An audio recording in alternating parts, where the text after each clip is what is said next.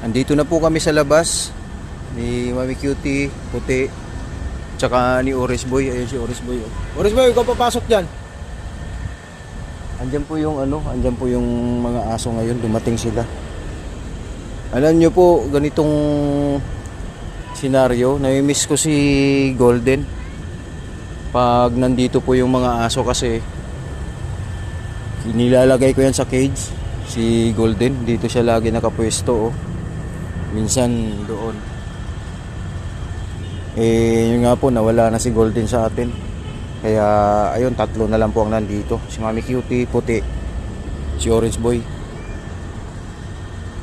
Kaya ito yung namimiss ko guys kay Golden, yung ganitong senaryo sa gabi. Kaya lang, yun nga, nawala siya sa atin. Kaya gawa nung, yun nga, in-hit siya. Siguro po ang pinakakutob ko, mayroon pong kumuha kay Golden or dinampot siya. Kasi napakabait na pusa yun. Madaling hawakan, bitbitin, walang kapalag-palag. Tapos ano pa, na hindi siya mahirap gamutin. Talagang nagpapagamot siya, yung bibig niya hindi magagat, hindi nangangalmot. Oo, nanginayang tayo guys, nawala si Golden sa atin.